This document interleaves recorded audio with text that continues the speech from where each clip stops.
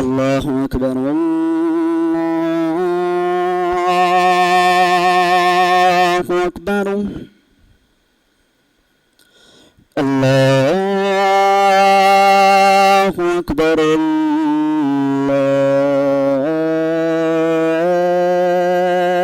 الله أكبر أشهد أن لا إله إلا الله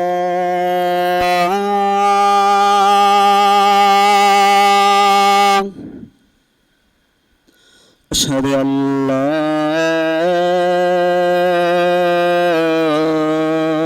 إله إلا الله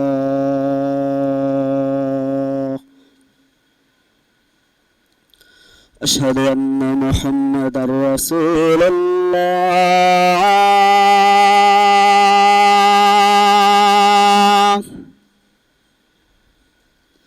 أشهد أن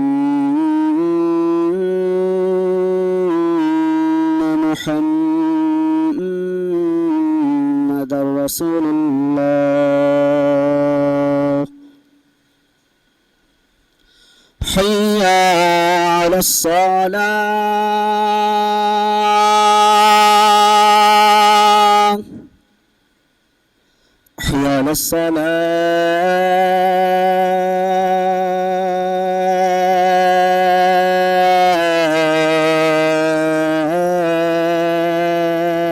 الصلاة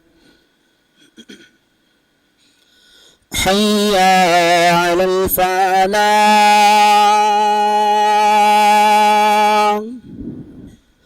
حي على الفلاح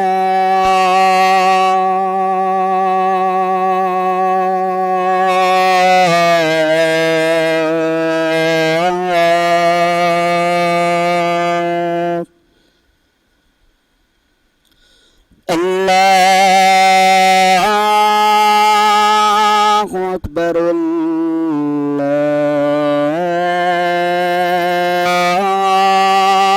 الله أكبر لا إله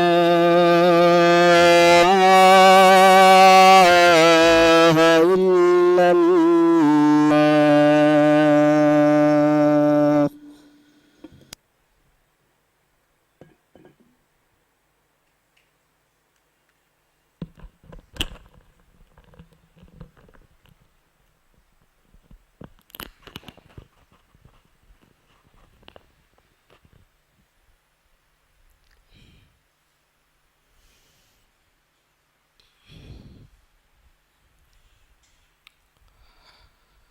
الحمد لله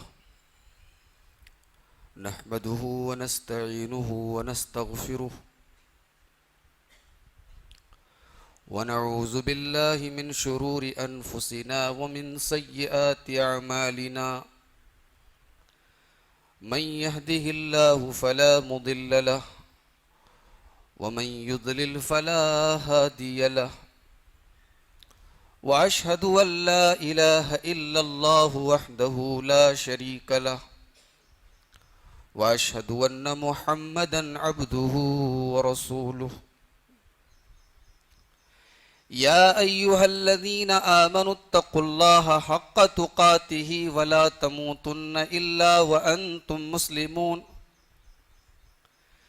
يا أيها الناس اتقوا ربكم الذي خلقكم من نفس واحدة وخلق منها زوجها وبث منهما رجالا كثيرا ونساء واتقوا الله الذي تساءلون به والأرحام إن الله كان عليكم رقيبا يا أيها الذين آمنوا اتقوا الله وقولوا قولا سديدا يصلح لكم أعمالكم ويغفر لكم ذنوبكم ومن يطع الله ورسوله فقد فاز فوزا عظيما أما بعد فإن خير الحديث كتاب الله وخير الهدي هدي محمد صلى الله عليه وسلم وشر الأمور محدثاتها وكل محدثة بدعة وكل بدعة ضلالة وكل ضلالة في النار. أعوذ بالله من الشيطان الرجيم. بسم الله الرحمن الرحيم. وَلِتُكْمِلُوا الْعِدَّةَ وَلِتُكَبِّرُوا اللَّهَ عَلَى مَا هَدَاكُمْ وَلَعَلَّكُمْ تَشْكُرُونَ. معزز حاضرین جمعہ، رمضان المبارک کا آج آخری جمعہ ہے. یہ برکت والا مہینہ کب شروع ہوا اور کب اب ہم سے رخصت ہو رہا ہے، احساس ہی نہیں ہو رہا ہے. میں اللہ سے دعا کرتا ہوں اللہ ہماری اس مہینے کی عبادتوں کو قبول فرمائے. بہت سارے ہمارے بھائی آج کے جمعہ کو الوداع کا جمعہ بولتے ہیں. میں آپ کو بتا دینا چاہتا ہوں کہ الوداع کے نام سے کوئی چیز ہماری شریعت میں نہیں ہے، اور ہمیں یہ دعا کرنی چاہیے کہ اللہ تعالیٰ پھر سے ہماری زندگی میں ہم کو باحیات رکھے اور پھر ہمیں رمضان ملتا رہے. ہمارے لیے کوئی بھی رمضان الوداع کا رمضان ثابت نہ ہو. جب تک اللہ تعالیٰ نے زندگی رکھی ہے رمضان کا یہ برکت والا مہینہ ہمیں ملے اور ہم اس کا پورا فائدہ اٹھائیں. جیسا کہ اعلان کیا گیا تھا، آج ہم دو چیزوں پر آپ کے سامنے گفتگو کریں گے. ایک ہے صدقۃ الفطر اور ایک ہے عید الفطر. صدقۃ الفطر کیا ہے؟ یہ فرض ہے، سنت ہے، نفل ہے، کیا ہے؟ اس کو سمجھنے کے لیے ایک حدیث اپنے سامنے رکھیے. ابو داؤد کتاب الزکوٰۃ کی روایت ہے. حضرت عبداللہ ابن عباس رضی اللہ تعالیٰ عنہما کہتے ہیں فرض رسول اللہ صلی اللہ علیہ وسلم زکوٰۃ الفطر. اللہ کے رسول صلی اللہ علیہ وسلم نے صدقہ فطر کو فرض قرار دیا ہے. طہرۃ للصائم من اللغو والرفث. روزے کی حالت میں روزے دار سے جو غلطیاں ہوئی ہیں، جو لغو کام ہوئے ہیں، جو بیہودہ کام ہوئے ہیں، ان بیہودہ چیزوں سے روزے دار کو پاک کرنے کے لیے، وَطُعْمَةً لِلْمَسَاكِينَ، اور مسکینوں کو کھانا کھلانے کے لیے. فَمَنْ أَدَّاهَا قَبْلَ الصَّلَاةِ، تو جو صدقہ فطر کو عید کی نماز کے پہلے ادا کرے، فَهِيَ زَكَاةٌ مَقْبُولَةٌ، تو اس کا صدقہ فطر اللہ تعالیٰ کے یہاں قبول ہوگا. وَمَنْ أَدَّاهَا بَعْدَهَا، اور جو صدقہ فطر کو عید کی نماز کے بعد ادا کرے تو اللہ کے رسول صلی اللہ علیہ وسلم فرماتے ہیں فَهِيَ صَدَقَةٌ مِّنَ الصَّدَقَاتِ، وہ ایک عام صدقہ ہے. اس حدیث سے تین باتیں پروف ہوئیں. پہلی بات تو یہ ثابت ہوئی کہ صدقہ فطر فرض ہے، کمپلسری ہے، واجب ہے، ضروری ہے. دوسری چیز یہ ثابت ہوئی کہ صدقہ فطر کا مقصد کیا ہے، اس کی حکمت کیا ہے. مقصد یہ ہے کہ روزے کی حالت میں ہم نے کھانے سے تو اپنے آپ کو بچا لیا، پانی سے بچا لیا، بیوی سے ملے نہیں، لیکن زبان پر ہو سکتا ہے کبھی کنٹرول کھو دیا ہو سکتا ہے نظروں سے کبھی کوئی غلط چیز دیکھ لیا ہو سکتا ہے کہ روزے کی حالت میں کوئی ایسی بات زبان سے نکال دی جو نہیں نکالنا تھا. تو ہمارے روزے کی ان چھوٹی چھوٹی غلطیوں اور کوتاہیوں کو اللہ تبارک و تعالیٰ صدقہ فطر کے ذریعے معاف کر دے گا. ایک مقصد تو یہ ہے. اور دوسرا مقصد یہ ہے کہ عید ہمارا سب سے بڑا تہوار ہے. اللہ تعالیٰ نے ہمیں نوازا ہے، ہم اچھے کپڑے پہن رہے، ہمارے بچے اچھے کپڑے پہن رہے، ہم اچھی چیزیں کھا رہے، اور ہمارے معاشرے میں جو غریب لوگ ہیں، جو ضرورت مند ہیں، جو محتاج ہیں، وہ بیچارے عید کے دن لوگوں کے در پر جا کے بھیک مانگے.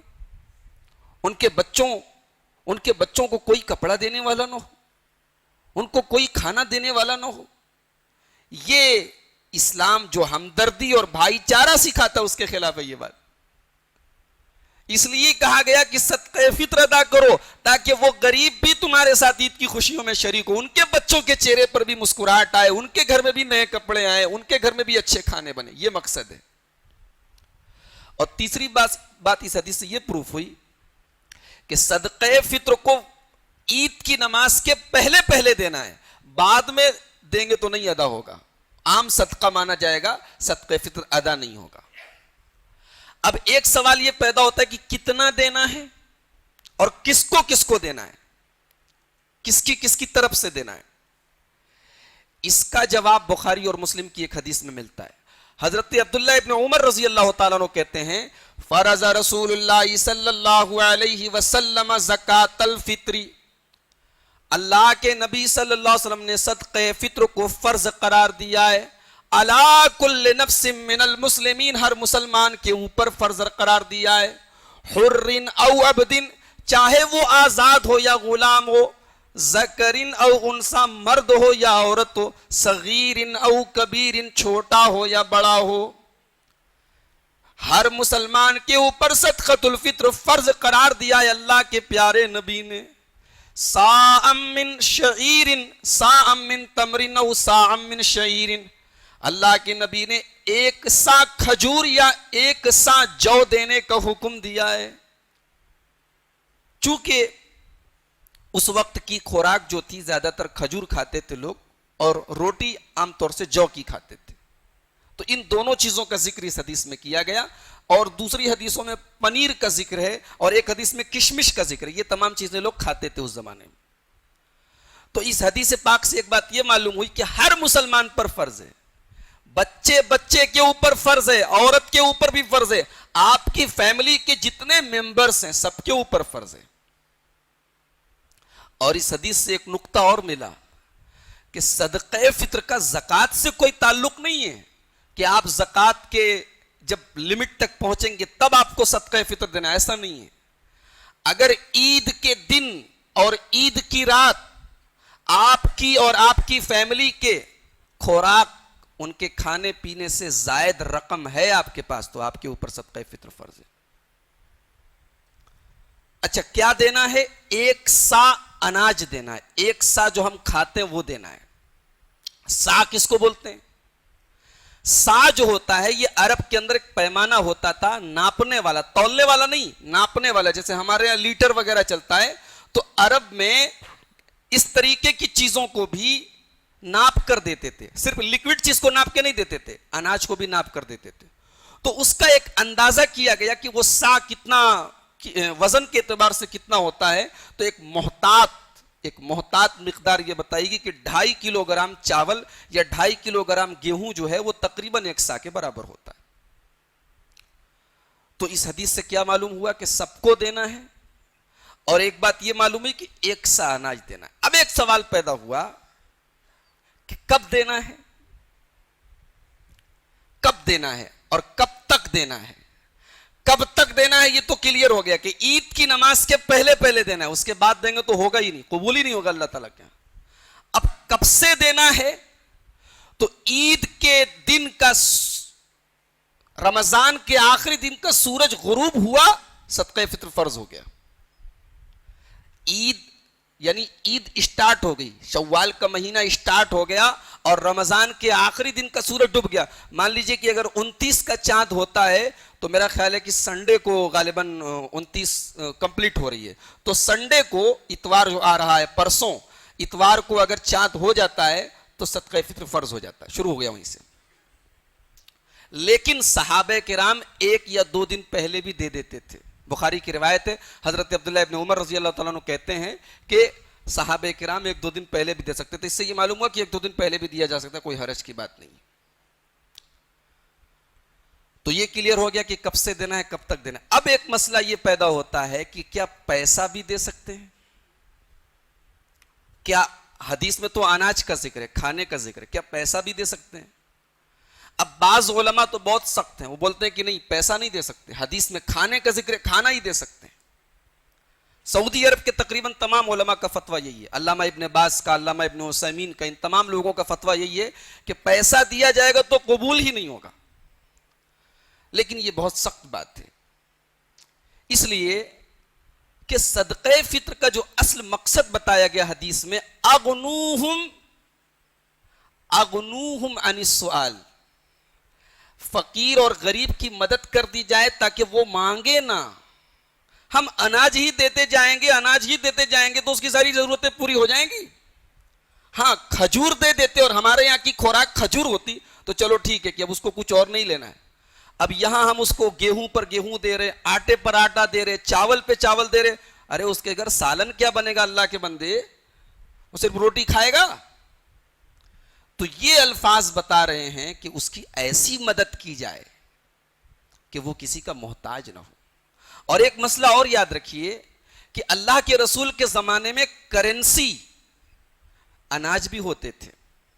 اناج کو بدل کے لوگ کپڑا خریدتے تھے, اناج کو بدل کے لوگ چپل خریدتے تھے, سامان خریدتے تھے. آج ویسا نہیں ہے. آج ہماری کرنسی نوٹ ہے, آج ہماری کرنسی پیسہ ہے. اسی لیے علامہ ابن تیمیہ رحمۃ اللہ علیہ کا اس سلسلے میں جو مسلک ہے وہ مجھے سب سے صحیح نظر آتا ہے. وہ کہتے ہیں کہ اناج دینا بہتر اور افضل ہے, لیکن اگر سامنے والے کی فقیر کی مصلحت اور اس کا فائدہ اگر پیسے میں زیادہ ہو تو پیسہ بھی دے سکتے ہیں. آج ہوتا کیا ہے کہ ہم یہ سوچ کر کہ بھئی سنت اناج ہی, ہم اناج ہی دیتے ہیں, اور وہ غریب کرتا کیا ہے 10 جگہ سے اناج ملتا ہے, اب وہ اناج لے جا کے دکان پہ بیچتا ہے. وہ اس لیے کہ اتنے اناج کی اس کو ضرورت نہیں ہے. وہ بیچارہ اتنا غریب ہے کہ آپ سے اناج لے رہا ہے, تو اس کا مطلب کہ آلریڈی وہ اتنا غریب ہے کہ اس کے گھر میں کپڑا نہیں آیا ہوگا, اس کے گھر میں اور چیزیں نہیں آئی ہوں گی. تو وہ اناج لے جا کے دکان پہ سیل کرتا ہے. اور کتنے میں سیل کرتا ہے؟ آپ جو 20 کا لاتے وہ بیچارہ مجبوری میں 15 میں جا کے سیل کرتا ہے. تو نقصان ہے اس کا, نہ تو اس کو پوری قیمت ملی, نہ اس کو اناج ہی مل پایا.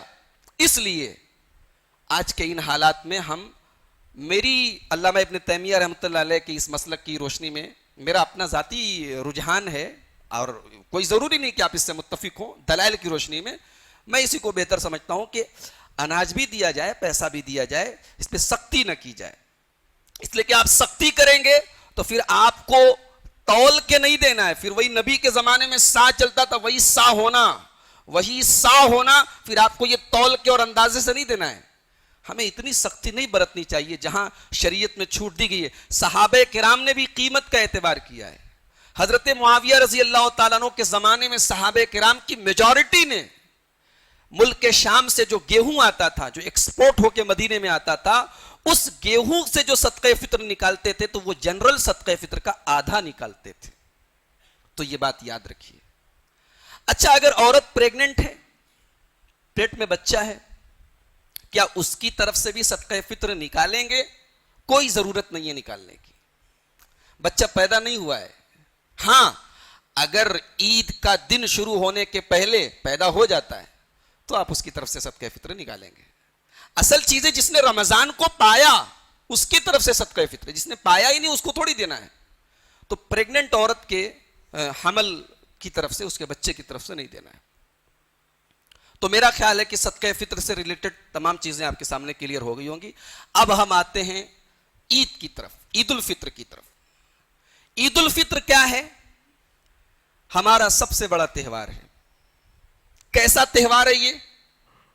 اس میں کوئی ناچ ہے, کوئی گانا ہے, کوئی ڈانس ہے, کوئی میوزک ہے, کوئی سنگیت ہے, کوئی حرام کام ہے, کچھ نہیں ہے. یہ عید کا تہوار 3 چیزوں پر مشتمل ہے. اس کے اندر 3 چیزیں ہیں. اللہ تعالیٰ سورہ بقرہ میں فرماتا ہے وَلِتُكْمِلُوا الْعِدَّةَ وَلِتُكَبِّرُوا اللَّهَ عَلَى مَا هَدَاكُمْ وَلَعَلَّكُمْ تَشْكُرُونَ. میرے بندو, ہم نے تمہیں رمضان کا مہینہ عطا فرمایا ہے. جب رمضان کے مہینے کے تمام روزے تم کمپلیٹ کر لو, 29 یا 30 روزے تم پورے کر لو, وَلِتُكْمِلُوا الْعِدَّةَ, جب تم یہ گنتی پوری کر لو, وَلِتُكَبِّرُوا اللَّهَ عَلَى مَا هَدَاكُمْ, تو تم اللہ کی تکبیر بیان کرو, تم اللہ کی بڑائی بیان کرو, تم اللہ اکبر کی آوازیں بلند کرو, تم اللہ تعالیٰ کی بڑائی بیان کرو. وَلَعَلَّكُمْ تَشْكُرُونَ, اور اے میرے بندو تم اللہ تبارک و تعالیٰ کا شکریہ ادا کرو. پتہ یہ چلا کہ یہ عید کا تہوار یہ حقیقت میں اللہ تعالیٰ کا شکر ادا کرنے کا ایک طریقہ ہے.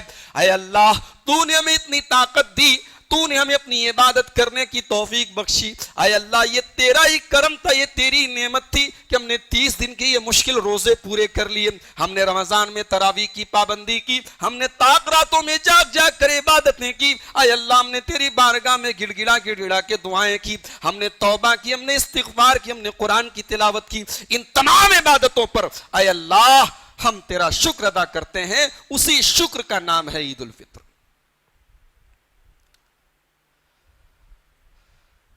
عید کے دن نئے کپڑے یا اچھے کپڑے پہننا اور نہا دھو کے عیدگاہ جانا، اگرچہ اس سلسلے میں اللہ کے رسول صلی اللہ علیہ وسلم سے کلیئر کوئی حدیث نہیں ملتی ہے، لیکن آپ کے بہت پیارے اور بہت ہی عظیم صحابی حضرت عبداللہ ابن عمر رضی اللہ تعالیٰ عنہ سے یہ روایت ملتی ہے کہ حضرت عبداللہ ابن عمر عید کے دن عیدگاہ جانے کے پہلے غسل کرتے تھے اور اچھے کپڑے پہنتے تھے۔ تو ایک عظیم صحابی کا یہ عمل بتاتا ہے کہ اس کی بنیاد سنت سے ہے، لہٰذا ہمیں بھی چاہیے کہ عید کے دن جتنے اچھے کپڑے ہو سکے پہنے اور نہا دھو کے عیدگاہ جائیں۔ عید کے دن جب ہم گھر سے نکلیں تو اللہ کے رسول کی ایک سنت یہ بھی ہے کہ تاک کھجوریں کھا کے نکلیں، 3 کھجور کھا لیں، 5 کھا لیں، 7 کھا لیں، تاک کھجوریں کھا کے نکلیں۔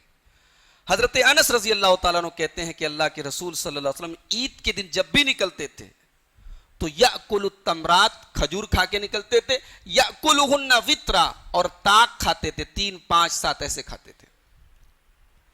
عید کی نماز کے لیے پیدل جانا سنت ہے۔ حضرت علی رضی اللہ تعالیٰ عنہ کہتے ہیں کہ اللہ کے نبی صلی اللہ علیہ وسلم کی سنت ہے کہ عید کی نماز کے لیے پیدل جایا جائے۔ اب اگر عید کی نماز بہت دور ہے اور دقت اور پریشانی ہے تو ہم سواری کے ذریعے بھی جا سکتے ہیں، یہ سنت بہرحال استحبابی ہے، اگر ہم اس پر عمل کرتے ہیں تو بہتر ہے، عمل نہیں کرتے تو گنہگار نہیں ہوں گے۔ اور اللہ کے رسول کی یہ بھی سنت ہے کہ عید کی نماز کے لیے جس راستے سے جایا جائے تو راستہ چینج کر کے آیا جائے۔ حضرت جابر کہتے ہیں کہ اللہ کے رسول صلی اللہ علیہ وسلم جب عید کی نماز کے لیے جاتے تھے تو راستہ چینج کر کے آتے اور جاتے تھے۔ اچھا، اب عید کی نماز کا وقت کیا ہے؟ حدیثوں سے یہ ثابت ہوتا ہے کہ عید کی نماز کا وقت شروع ہوتا ہے جب سورج نکل کے بلند ہو جائے اور 1 نیزے کے برابر ہو جائے۔ علماء نے ایک اندازے سے بتایا ہے کہ تقریباً سورج کے طلوع ہونے کے 10-15 منٹ کے بعد یہ ٹائم شروع ہو جاتا ہے، یہ سب سے افضل ٹائم ہے، اور اللہ کے رسول صلی اللہ علیہ وسلم اسی ٹائم پڑھتے تھے عید کی نماز۔ آخری وقت کیا ہے؟ زوال کا وقت ہے۔ زوال کا وقت جہاں سے شروع ہوتا ہے عید کی نماز کا وقت ختم ہو جاتا ہے۔ تو یہ بہتر ہے، افضل ہے، اللہ کے رسول کی سنت ہے، ہمیں بغیر کسی شدید مجبوری کے اس سنت کو نہیں چھوڑنا چاہیے۔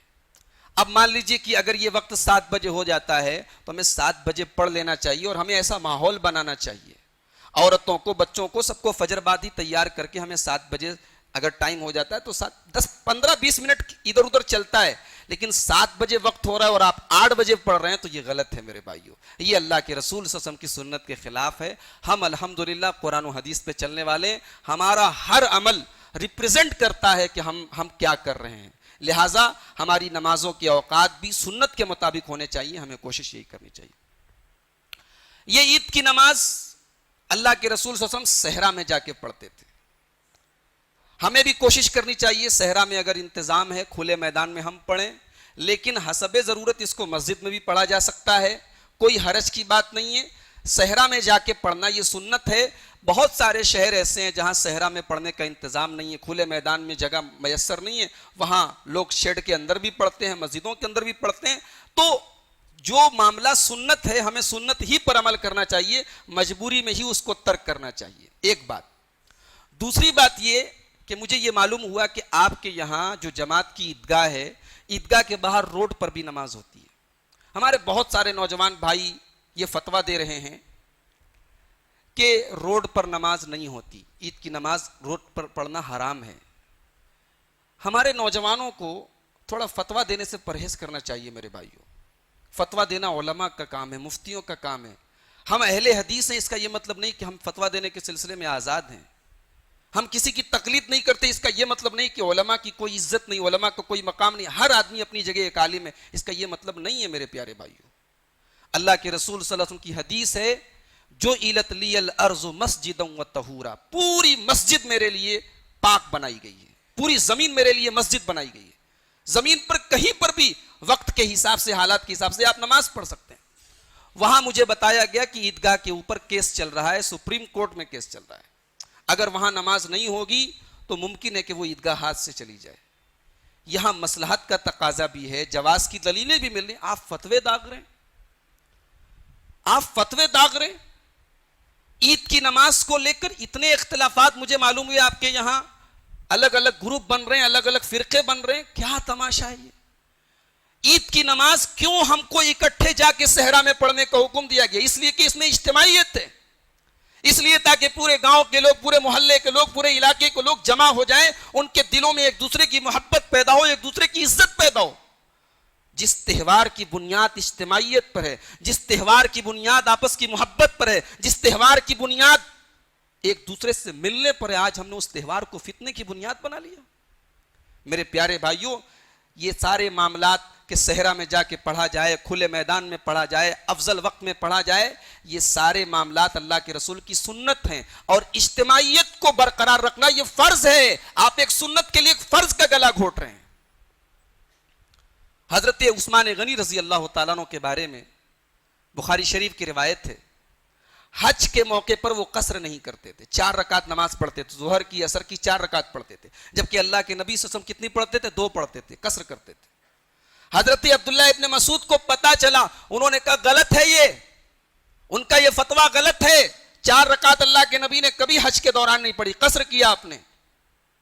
لیکن جب عثمان غنی رضی اللہ تعالیٰ عنہ نے نماز پڑھی تو حضرت عبداللہ ابن مسعود نے پیچھے جا کے 4 رکعت پڑھ لی. لوگوں نے پوچھا کہ آپ کہہ رہے فتویٰ غلط ہے اور آپ ان کے پیچھے پڑھ رہے ہیں. تو حضرت عبداللہ ابن مسعود نے کہا کہ الخلاف شر, اختلاف بڑی بری چیز ہے. میں جس کو صحیح مانتا ہوں حدیث اور قرآن کی روشنی میں نے بتا دیا, لیکن میں اجتماعیت کا گلا نہیں گھونٹوں گا. میرے پیارے بھائیوں, حضرت عبداللہ ابن مسعود کا یہ عمل سنہرے حروف سے لکھے جانے کے قابل ہے. انہوں نے اجتماعیت کو ختم نہیں ہونے دیا. اللہ کے واسطے یہ چھوٹی چھوٹی باتوں کو لے کر آپس میں اختلاف نہ کرو, پہلے ہی بہت سارے مسائل امت کے سامنے پڑے ہیں. تو یہ عید کی نماز اللہ کے رسول کی سنت ہے کہ سورج ایک نیزے پر ہو جائے تو پڑھا جائے. یہی افضل وقت ہے, اس سے ٹالا نہ جائے, کوشش یہی کی جائے افضل وقت میں 15-20 منٹ, جیسا کہ میں نے بتایا, چونکہ اب عورتوں کا بھی مسئلہ ہوتا ہے اور اب وہ حالات نہیں ہیں, وہ زمانہ نہیں ہے, بہت سارے مسائل ہمارے سامنے بڑھ گئے. 15-20 منٹ آگے پیچھے ہو سکتا ہے, لیکن بہت زیادہ تاخیر کرنا, بہرحال ہمیں دوسروں کے نقش قدم پہ نہیں چلنا ہے. ہمیں یہ دیکھنا ہے کہ ہمارے لیے بہتر اور افضل کیا ہے. کوشش یہ کریں کہ اول وقت میں نماز پڑھیں. یہ نماز بغیر اذان کے پڑھی جائے گی, بغیر اقامت کے پڑھی جائے گی, 2 رکعت پڑھی جائے گی. پہلی رکعت میں 7 مرتبہ زائد تکبیریں ہوں گی, دوسری رکعت میں 5 مرتبہ زائد تکبیریں ہوں گی. اللہ کے رسول صلی اللہ علیہ وسلم جب عید کی نماز کے لیے گھر سے نکلتے تھے تو آپ بآواز بلند تکبیر کے کلمات بولتے ہوئے نکلتے تھے. اللہ اکبر لا الہ الا اللہ واللہ اکبر وللہ الحمد. تو یہ کلمات ہمیں اور آپ کو بھی بآواز بلند, عورتیں آہستہ سے پڑھیں گی, مرد حضرات بآواز بلند گھر سے نکلتے ہی بولنا شروع کریں گے اور عیدگاہ پہنچنے تک, جب عید کی نماز جب تک کھڑی نہ ہو جائے, بولتے رہیں گے. یہ اللہ کی تکبیر کا اعلان ہے, یہ ہم کو کرتے رہنا ہے. عید کی نماز اور بقرعید کی نماز میں عورتوں کو لے جانا کمپلسری ہے, ضروری ہے, کوئی چھوٹ نہیں ہے. حضرت ام عطیہ رضی اللہ تعالیٰ عنہ کہتی ہے, بخاری اور مسلم کی روایت ہے, امرنا ان نخرج الحیض والعواتق وذوات الخدور. اللہ کے رسول نے حکم دیا کہ عید اور بقرعید کی نماز میں حیض والی عورتیں بھی جائیں, شادی شدہ عورتیں بھی جائیں, کنواری عورتیں بھی جائیں.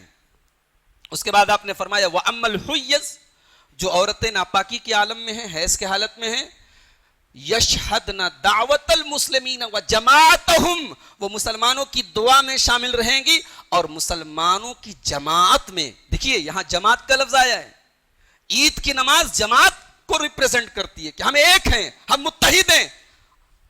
اللہ کے نبی نے فرمایا کہ حیض والی عورتیں جن کے اوپر نماز حرام ہے وہ بھی جائیں تاکہ اس اجتماعیت کو ثابت کریں کہ ہاں ہم ایک ہیں. وہ دعا میں شامل ہو جو امام دعا کرتا ہے, وَيَعْتَزِلْنَ مُصَلَّاهُمْ, لیکن نماز سے دور رہیں گی, مصلے سے دور رہیں گی. ایک حدیث میں بخاری کی اللہ کے نبی نے جب یہ بات کہی تو ایک عورت نے کہا, اے اللہ کے نبی, اگر ہم میں سے کسی عورت کے پاس نقاب نہ ہو, جلباب نہ ہو, چادر نہ ہو, تو اللہ کے نبی نے نہ تو یہ کہا کہ بغیر نقاب کے چلی جائے اور نہ یہ کہا کہ نہ جائے. دیکھیے دونوں بات پر غور کیجئے. اللہ کے رسول نے اس کی بھی اجازت نہیں دی کہ کوئی عورت بغیر نقاب کے چلی جائے, بے پردگی کرے. اس پر بھی ہماری مائیں بہنیں غور کریں. عید کی نماز کے لیے جانا ہے مگر سج کے سنور کے اپنے میک اپ کی نمائش کر کے بے پردگی کر کے نہیں جانا ہے, شرعی حدود کے اندر رہ کے جانا ہے. اگر شرعی حدود کے اندر نہیں جاتی ہیں تو اس سے بہتر ہے کہ وہ گھر میں بیٹھی رہے, وہ نہ جائیں. اللہ کے نبی سے پوچھا گیا کہ اگر کسی عورت کے پاس جلباب نہ ہو، چادر نہ ہو، نقاب نہ ہو تو کیا کرے؟ آپ نے فرمایا لِتُلْبِسَهَا أُخْتُهَا، اپنی بہن سے لے لے، اپنی پڑوسن سے لے لے، اپنی سہیلی سے لے لے، لیکن نقاب میں جائے، اور جائے، چھوٹ نہیں دی آپ نے۔ اسی حدیث سے علامہ ابن عثیمین رحمۃ اللہ علیہ نے یہ استدلال کیا ہے کہ عید کی نماز فرض ہے، اس لیے کہ اللہ کے نبی نے حکم دیا ہے، اور جب عورتوں کو دیا ہے تو پھر مردوں کے لیے بھی ضروری ہے، لہٰذا عید کی نماز آپ بغیر کسی شدید مجبوری کے نہیں چھوڑ سکتے۔ ہاں، عید کی نماز اگر بارش وارش ہے، کوئی مسئلہ ہے، آپ مسجد میں بھی پڑھ سکتے ہیں، لیکن بغیر کسی مجبوری کے مسجد میں پڑھنا بہتر نہیں ہے، بہتر یہی کہ اس کو باہر جا کے پڑھا جائے۔ عید کا تہوار خوشی کا تہوار ہے، اور خوشی کی کوئی لمٹ نہیں ہے، خوشی کی کوئی حد نہیں ہے۔ اللہ کے نبی صلی اللہ علیہ وسلم جب مدینہ آئے تو مدینہ کے لوگ دو تہوار مناتے تھے جو پہلے سے مناتے چلے آئے تھے، تو کھیلتے تھے، کودتے تھے۔ اللہ کے نبی نے پوچھا یہ کیا ہے؟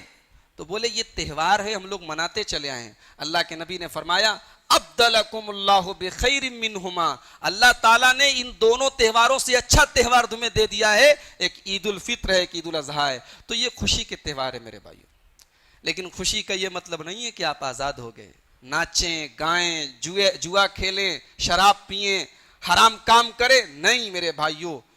عید کے اس دن بھی ہمیں اور آپ کو اللہ کے شریعت کا ہی پابند رہنا ہے۔ شیطان آزاد ہوا ہے، ہم نہیں آزاد ہوئے۔ شیطان آزاد ہوتا ہے رمضان جب ختم ہوتا ہے اور شوال کا چاند نکلتا ہے، مگر افسوس ایسا لگتا ہے کہ جیسے مسلمان آزاد ہوا ہے۔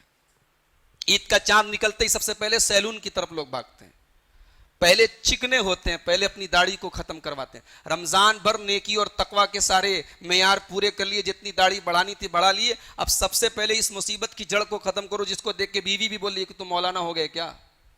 تو سب سے پہلے داڑھی کو ختم کر رہے لو۔ میرے پیارے بھائیوں، ایسی کوئی دلیل نہیں ہے کہ رمضان آئے تو داڑھی چھوڑ دو، روزہ رکھنا ہے تو داڑھی چھوڑ دو، اور روزہ ختم ہوتے ہی داڑھی کو کے اوپر اس طرح چلا دو۔ لیکن ہاں، عید کے دن خوشی آپ منائیے جائز حدود میں رہ کے۔ عید کی نماز پڑھ کے ایک دوسرے کو مبارکباد دینا بھی صحابہ کرام سے ثابت ہے۔ حضرت ابو امامہ باہلی رضی اللہ تعالیٰ عنہ کے بارے میں صحیح سند سے یہ روایت موجود ہے کہ صحابہ ایک دوسرے کو وش کرتے تھے، عید کی مبارکباد دیتے، لیکن کیسے وش کرتے تھے؟ تقبل اللہ منا ومنکا، اللہ ہماری نیکی کو بھی قبول کرے، آپ کی نیکی کو بھی قبول۔ کیا وش کرنے کا بھی کیا طریقہ ہے، مبارکباد دینے کا بھی کیا طریقہ ہے۔ ہم لوگ کیا بولتے سیدھے سیدھے عید مبارک ہو، عید مبارک ہو بھی بول سکتے ہیں، عید مبارک ہو بھی ایک دعا ہے، عید مبارک ہو کا مطلب یہ کہ اللہ برکت دے، لیکن اس سے بہتر جو صحابہ کا طریقہ ہے تقبل اللہ منا ومنکا، یہ ہم بول دیں، اس کے بعد عید مبارک ہو بول دیں۔ اچھا، اب کیا ہوتا ہے کہیں کہیں کسی گھر میں کہ اجنبی عورتوں سے مصافحہ کیا جاتا ہے، خالہ کی لڑکی سے مصافحہ ہو رہا ہے، چچا کی لڑکی سے مصافحہ ہو رہا ہے، عید مبارک ہو۔ کسی بھی غیر محرم عورت سے آپ مصافحہ نہیں کر سکتے۔ اللہ کے نبی صلی اللہ علیہ وسلم فرماتے ہیں لَأَن يُطْعَنَ فی رأس احدکم بمخیط من حدید، لوہے کے ہتھوڑے سے تمہارے سر پہ مارا جائے یہ زیادہ بہتر ہے، تم کسی عورت کو مصافحہ کرو اس سے بہتر ہے یہ۔ لہٰذا کسی نامحرم عورت کے ساتھ مصافحہ کرنا حرام ہے۔ خالہ کی لڑکی نامحرم ہے، چچا کی لڑکی نامحرم ہے، کزن سسٹرز جتنی ہیں سب نامحرم ہیں، ان کے ساتھ آپ مصافحہ نہیں کریں۔ ایسے آپ زبانی مبارکباد دے دیجئے سلام کر کے، لیکن کسی سے ہاتھ نہیں ملائیں گے آپ۔ اسی طریقے سے عید کے دن ہمارے بہت سارے بھائی فلمیں آتی ہیں اور ہاؤس فل ہوتی ہیں، کامیاب ہوتی ہیں، ہمارے یہ عید والے مسلمان اس کو کامیاب کرتے ہیں۔ اللہ کے واسطے مہینے بھر کی عبادتوں پر ایک دن میں پانی نہ پھیر دو میرے پیارے بھائیوں۔ میں انشاءاللہ آج کی رات میں جو درس دوں گا اس میں اس پر روشنی ڈالوں گا کہ کیا نیکیوں کا یہ سارا ماحول صرف رمضان بھر کے لیے، کہ ہم ایک مہینے کے لیے مسلمان ہیں، کیا اس کے بعد اسلام کے تقاضے ہم سے ختم ہو جاتے ہیں؟ میرے بھائیوں، یہ تو منافق کا کام ہے، یہ تو اللہ کے دشمن کا کام ہے کہ وہ کبھی اللہ کا فرما بردار ہو جاتا ہے، کبھی نافرمان ہو جاتا ہے۔ اللہ ہمیں اس منافقت سے بچائے، اس دو رخی نظریے سے بچائے۔ اور آخر میں یہ کہوں گا میرے پیارے بھائیوں کہ عید کا یہ تہوار ہم مسلمانوں کا ایک بڑا تہوار ہے، ایک عظیم تہوار ہے۔ دو ہی تہوار ہمارے پاس ہیں، اس میں سے پہلا تہوار یہ ہے۔ اس تہوار پر ہماری کسی حرکت سے غیر مسلموں کو یہ نہیں لگنا چاہیے کہ ہم ایک اجڑ اور ایک بدتمیز قوم ہے۔ ہم یہ تہوار انتہائی سکون کے ساتھ منائیں، انتہائی اسلام نے جو سادگی ہمیں دی ہے اس سادگی کو ہم ریپرزینٹ کریں. ہمارے کسی عمل سے بھی ایسا نہیں جھلکنا چاہیے کہ ہم اللہ کے رسول کے ماننے والے نہیں. آپ غور کیجئے ہمارے نبی نے خوشی منانے کا بھی کیسا طریقہ ہمیں بتایا. سب سے بڑا تہوار چل رہا ہے, اسلام کا سب سے بڑا تہوار ہے اور اللہ کی بڑائی بیان کی جا رہی ہے. لوگ عیدگاہ کی طرف جا رہے ہیں, بیویوں کو لے کر جا رہے ہیں, بچوں کو لے کر جا رہے ہیں, اور زبان پر ایک ہی کلمہ ہے, اللہ اکبر لا الہ الا اللہ. اے اللہ تیرے سوا کوئی معبود نہیں, تو سب سے بڑا ہے. واللہ اکبر وللہ الحمد. اے اللہ تمام تعریفیں تیرے لیے. غور کرو میرے پیارے بھائیوں, یہ مسلمان کا تہوار ہے. نہ کوئی پٹاخہ چھوٹ رہا ہے, نہ کہیں ڈانس ہو رہا ہے, نہ ناچ ہو رہا ہے, نہ گانا ہو رہا ہے. یہ تربیت کرنے والے کون ہیں؟ یہ جناب محمد الرسول اللہ صلی اللہ علیہ وسلم ہے. آپ نے ایسا تہوار ہمیں دیا ہے, آپ نے خوشی منانے کا ایسا طریقہ بھی ہمیں اور آپ کو دیا ہے کہ اس طریقے کے اندر بھی کوئی غیر اسلامی چیز نہیں ہے. ذرا آپ یاد کیجئے اللہ کے نبی کی سیرت کا وہ واقعہ. نبی اکرم صلی اللہ علیہ وسلم جب مکہ میں داخل ہو رہے ہیں, 10,000 صحابہ کرام کو لے کر داخل ہو رہے ہیں. کتنا بڑا دین ہے, کتنا عظیم دین ہے. یہ وہی مکہ ہے جہاں سے میرے نبی کو نکالا گیا تھا, جہاں سے میرے نبی کو جانا پڑا تھا. یہ وہی مکہ ہے جہاں سے نکلنے کے ٹائم اللہ کے نبی نے مکہ کی طرف آخری نظریں ڈال کے کہا تھا, اے مکہ انک لاحب البلاد الیہ. اے مکہ مجھے پوری دنیا میں سب سے زیادہ کسی شہر سے محبت ہے تو تجھ سے, تو میرا وطن ہے, لیکن اے مکہ میں تجھے چھوڑ کے جانا نہیں چاہتا ہوں. مجھے مجبور کیا جا رہا ہے, مجھے نکالا جا رہا ہے. آج اسی مکہ میں جناب محمد الرسول اللہ صلی اللہ علیہ وسلم فاتحانہ شان کے ساتھ آ رہے ہیں. جہاں آپ کو مجبوری میں نکالا گیا تھا, 10,000 صحابہ کرام کی فوج لے کر اللہ کے نبی جا رہے ہیں. ہونا تو یہ چاہیے تھا کہ سینہ اکڑا ہونا چاہیے تھا, ہونا تو یہ چاہیے تھا کہ آنکھیں فخر سے اٹھی ہونی چاہیے تھی. مگر حدیث کی کتابیں بتاتی ہیں, سیرت کی کتابیں بتاتی ہیں کہ میرے نبی کی نظریں جھکی تھی, میرے نبی کی نظریں جھکی تھی, اور میرے نبی کی آنکھوں سے آنسو رواں تھے, اور میرے نبی کی زبان پر اللہ کی تکبیر کے کلمات تھے. یہ ہے میرے نبی کی سیرت, اور یہ ہے میرے نبی کا انداز. میرے پیارے بھائیوں, ہم اس نبی کے ماننے والے ہیں, اس نبی کے ہم امتی ہیں. ہمارا خوشی منانے کا طریقہ بھی ایسا ہی ہونا چاہیے. ہم عورتوں کو لے کر جائیں, بچوں کو لے کر جائیں, اس خوشی میں ہم سب شریک ہوں. اور جیسا کہ میں نے بتایا, صدقہ فطر کا بھی مقصد یہی ہے کہ غریبوں کے چہرے پر بھی مسکراہٹ آئے. ہم اپنے پڑوس میں, اپنے محلے میں, خاندان میں, رشتہ داروں میں دیکھیں کون. اور ایک بات یہ بھی یاد رکھیں, زکوٰۃ کے تو 8 مصارف ہیں. زکوٰۃ کے بارے میں سورہ توبہ میں کہا گیا کہ اللہ کی راہ میں بھی دے سکتے ہیں, قرض دار کو بھی دے سکتے ہیں, فقیر اور مسکین کو بھی دے سکتے ہیں, اور اسی طریقے سے مسافر کو بھی دے سکتے ہیں. مگر صدقہ فطر صرف فقیر اور مسکین کو دیا جائے گا. صدقہ فطر کے وہ 8 مصارف نہیں ہیں. صدقہ فطر آپ اپنے سماج میں دیکھیں, جو غریب ہیں, ضرورت مند ہیں, ان کی آپ مدد کریں. تو یہ چند اہم باتیں تھی صدقہ فطر اور عید الفطر سے متعلق. اللہ تعالیٰ سے دعا ہے الہ العالمین ہم کو قرآن و حدیث پر چلنے کی توفیق عطا فرمائے. اللہ تعالیٰ ہمیں صحیح طریقے سے صدقہ فطر نکالنے کی توفیق دے. اللہ تعالیٰ ہمارے دلوں میں جو ایک دوسرے کے خلاف بغض ہے, عداوت ہے, نفرتیں ہیں, فتنے ہیں, اللہ ان کو دور کر کے دلوں کو ملا دے. اللہ اس جماعت کی اجتماعیت کو برقرار رکھے. اللہ ہمیں اجتماعیت کی اہمیت کو سمجھنے کی توفیق عطا فرمائے. اللہ ہمارے اس عید کی خوشیوں میں تمام مسلمانوں کو شریک ہونے کی توفیق عطا فرمائے. اللہ ہماری تراویح کو, ہماری نمازوں کو, ہماری جملہ عبادات کو قبول فرمائے. اللہ ہماری عبادتوں کو ریاکاری سے بچائے. اللہ ہماری عبادتوں میں اخلاص پیدا فرمائے. اللہ ہماری تمام عبادتوں کو نبی اکرم صلی اللہ علیہ وسلم کے طریقے پر انجام دینے کی توفیق عطا فرمائے. رب العالمین ہماری ماؤں بہنوں نے بھی جو عبادتیں کی ہیں, جو محنتیں کی, اللہ ان کو قبول فرما. اللہ ہمارے راتوں کو جاگنے کو قبول فرما. اللہ ہمارے صدقہ, خیرات, زکوٰۃ اور جو بھی ہم نے اپنے مالوں کو اللہ کی راہ میں قربان کیا ہے, اے اللہ تو ان کو ہماری نجات کا ذریعہ بنا دے. اے اللہ آج رمضان کے اس آخری جمعہ میں, اس سال کے اس رمضان کے اس آخری جمعہ میں ہم تجھ سے دعا کرتے ہیں کہ اے اللہ اس رمضان میں ہم نے جو بھی عبادت کی ہے پروردگار, یہ ٹوٹی پھوٹی عبادت تو اپنے کرم سے قبول فرما لے. اور اے اللہ پھر تو ہمیں توفیق دے, زندگی میں ایک اور رمضان آئے اور پھر ہم اسی خشوع اور خضوع کے ساتھ اور اسی اخلاص کے ساتھ پھر تیری عبادت کریں اور تیری نجات کے مستحق بنیں. اے اللہ تو ہم سب کو جہنم کی آگ سے آزاد کر دے. اے اللہ قدر کی رات میں، شب قدر میں ہم نے جو عبادت کی ہے، ابھی ایک تاک رات باقی ہے، اے اللہ اس ایک تاک رات کو بھی ہمیں اس کا صحیح حق ادا کرنے کی توفیق عطا فرما۔ اے اللہ عید کے بعد بھی نیکی کے ان کاموں پر ہم سب کو برقرار رہنے کی توفیق عطا فرما۔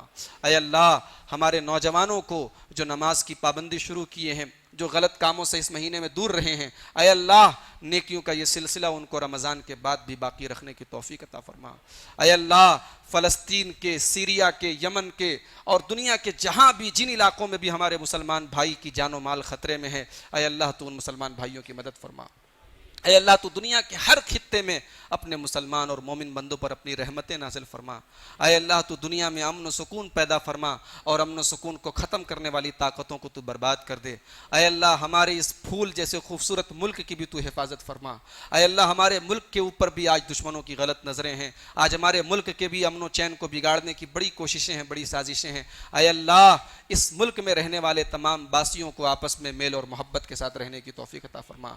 اے اللہ اس ملک میں ہماری مسجدیں اور ہماری عبادت خانوں پر بھی آج دشمنوں کی نظریں ہیں۔ اے اللہ ہم کمزور ہیں، تیرے کمزور بندے ہیں، تیرے گھر اور تیری مسجدوں کی حفاظت تو ہی کرنے والا ہے۔ اے اللہ تو اپنی تمام مسجدوں اور عبادت خانوں کی حفاظت فرما۔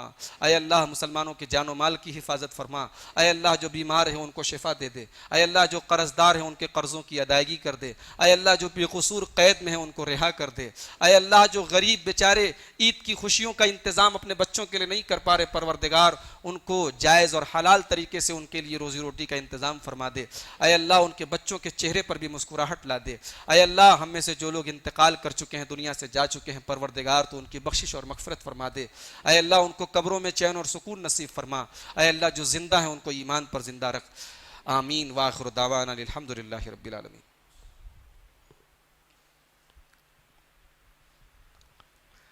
الحمد لله كفى وسلام على عباده الذين اصطفى أما بعد قال الله سبحانه وتعالى أعوذ بالله من الشيطان الرجيم بسم الله الرحمن الرحيم إن الله وملائكته يصلون على النبي يا أيها الذين آمنوا صلوا عليه وسلموا تسليما اللهم صل على محمد وعلى آل محمد كما صليت على إبراهيم وعلى آل إبراهيم إنك حميد مجيد اللهم بارك على محمد وعلى آل محمد كما باركت على إبراهيم وعلى آل إبراهيم إنك حميد مجيد اللهم انصر من نصر دين محمد صلى الله عليه وسلم واجعلنا منهم واخذل من خذل دين محمد صلى الله عليه وسلم ولا تجعلنا منهم آمين عباد الله رحمكم الله إن الله يأمر بالعدل والإحسان وإيتاء ذي القربى وينهى عن الفحشاء والمنكر والبغي يعظكم لعلكم تذكرون